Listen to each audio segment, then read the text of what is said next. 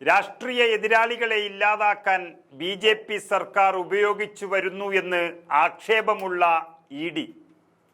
ആ ഇ.ഡിയുടെ കാര്യക്ഷമത കേട്ടാൽ അമ്പരന്നു പോകും. യഥാർത്ഥത്തിൽ രാജ്യത്ത് എം.പിമാർക്കും എം.എൽ.എമാർക്കും എതിരെ മാത്രം കഴിഞ്ഞ 10 വർഷത്തിൽ എൻഫോഴ്സ്മെന്റ് ഡയറക്ടറേറ്റ് രജിസ്റ്റർ ചെയ്ത കേസ് എന്ന് പറയുന്നത് 193 ആ 193 കേസുകളിൽ ആകെ ശിക്ഷ വിധിച്ചത് വെറും 2 കേസുകളിൽ മാത്രമാണ്. 2016-17 വർഷം ഒന്നും 2019-20 വർഷത്തിൽ ഒന്നും, അങ്ങനെ 2 കേസുകളിൽ മാത്രമാണ് ശിക്ഷ വിധിച്ചത്. CPM-ന്റെ രാജ്യസഭാ അംഗം എ റഹീമിന്റെ ചോദ്യത്തിന് കേന്ദ്ര ധനകാര്യ സഹമന്ത്രി പങ്കജ് ചൗധരി പാർലമെന്റിൽ നൽകിയ ഉത്തരമാണിത്.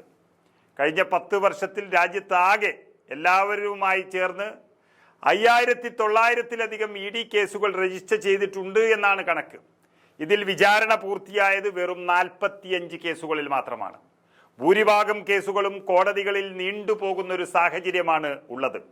പ്രതിപക്ഷ നേതാക്കളിൽ പ്രധാനികളായ രാഹുൽ ഗാന്ധി, പി ചിദംബരം, ലാലു പ്രസാദ് യാദവ്, അതുപോലെ കനിമൊഴി, രാജ, കാർത്തി ചിദംബരം, പിന്നീട് അരവിന്ദ് കെജ്രിവാൾ, ഇങ്ങനെ ആ നേതാക്കളൊക്കെ ഉൾപ്പെടുന്ന നിരവധി ഇ.ഡി. കേസുകൾ ഒക്കെ നേരിടുന്നുണ്ട്. പക്ഷേ ഇ.ഡി. രജിസ്റ്റർ ചെയ്യുന്ന പല കേസുകളിലും രാഷ്ട്രീയ പ്രേരിതമെന്ന നിലയിലല്ലാതെ മറ്റൊന്നും നടക്കുന്നില്ല എന്നുള്ളതാണ് വാസ്തവം.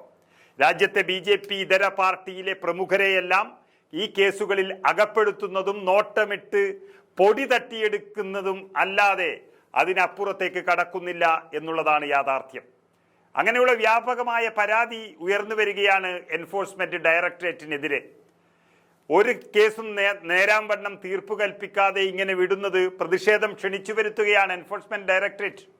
തുടക്കത്തിൽ നമുക്കറിയാം, ഇ.ഡിയെ ഉപയോഗിച്ച് ഏറ്റവും കൂടുതൽ നശിപ്പിക്കാൻ ശ്രമിച്ചത് കർണാടക PCC അധ്യക്ഷനായ D.K. ശിവകുമാറിനെയാണ്.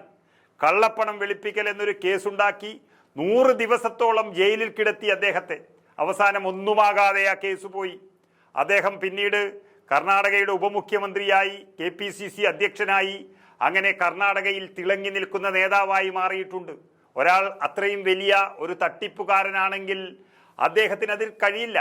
പക്ഷേ ഇ.ഡി. എടുത്തിരിക്കുന്ന കേസ് തെരഞ്ഞെടുപ്പിന് മുമ്പ് അദ്ദേഹത്തെ നശിപ്പിക്കാൻ കഴിയുമോ എന്നുള്ളത് നോക്കിയതാണ്. പക്ഷേ സത്യം വിജയിച്ചു അവിടെ. അത് ഇപ്പോൾ പാർലമെന്റിൽ വരെ തെളിഞ്ഞു വരികയാണ്.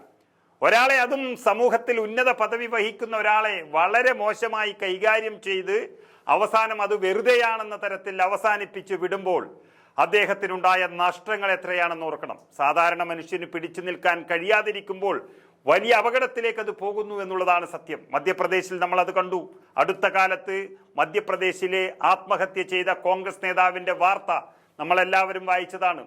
ഇ.ഡിയുടെ അന്വേഷണമാണ് അതിന് പ്രധാനപ്പെട്ട കാരണമായി മാറിയത്.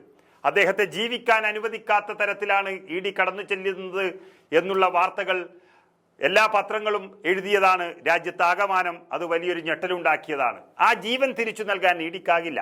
അങ്ങനെ വലിയ ഉത്സാഹത്തോടെ ഏറ്റെടുക്കുകയും രാഷ്ട്രീയ എതിരാളികളെ തേജോവധം ചെയ്യുക മാത്രം ലക്ഷ്യം വെച്ച് പാതി വഴിയിൽ അത് ഉപേക്ഷിക്കുകയും ചെയ്യുന്ന ഇ.ഡിയുടെ കഥകളാണ് ഇന്ന് പാർലമെന്റ് പുറത്തുവിട്ടിരിക്കുന്നത്.